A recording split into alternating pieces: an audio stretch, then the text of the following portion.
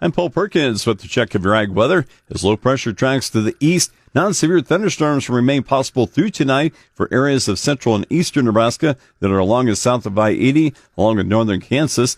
After highs today, 5 to 10 degrees cooler than normal in the 80s, heat and humidity return for tomorrow through Tuesday, when a large ridge of high pressure that extends all the way from the desert southwest to New England builds northward across the plains. Highs warm into the 90s tomorrow. Sunday and Monday, the hottest days, with highs in the mid-90s to the mid-100s.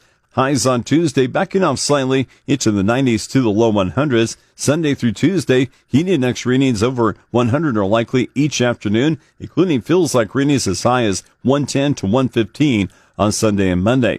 Thunderstorms are possible along and north of I-80 on Monday night. Occasional thunderstorms are possible region-wide Tuesday night through late next week when a cold front drops to the south. Our highs cool into the upper 70s to the mid-80s on Wednesday, the mid-70s to the low 80s for Thursday and for next Friday. That cooler trend continues in the long-term forecast. Nebraska and Kansas temperatures Wednesday through the first 7 days of August projected to be seasonal to slightly cooler than normal. Rain chances also continue. Above normal rainfall likely for Nebraska and Kansas Wednesday through August 7th, especially the middle to late part of next week.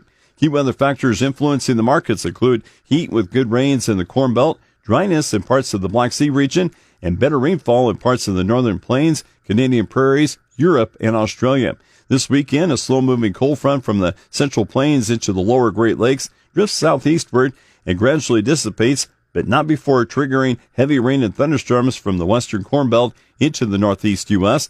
A westward moving disturbance dissipates after producing rain and thunderstorms across the western Gulf Coast. Otherwise, the nation's weather controlled by a ridge of high pressure along the southeast coast, which expands westward and settles over the south central U.S. by early next week, resulting in mostly dry, hot, and very humid weather east of the Rockies. A strong cold front pushes through most of the eastern U.S. the mid to late part of next week with scattered rain and thunderstorms. Cooler air may not make it to the southern plains or Gulf Coast, but most areas are likely to see relief from the heat. In fact, the southern plains are trending hotter and drier going into next month, which may cause a flash drop. Next weekend, another shot of rain may also move into the plains. Towards the northern plains, heavier rains are greatly improving soil moisture in most areas. Across the Canadian prairies, the recent increase in rainfall could be less impressive next week, helping the crops to fill, but for some locations, the rains could be too late.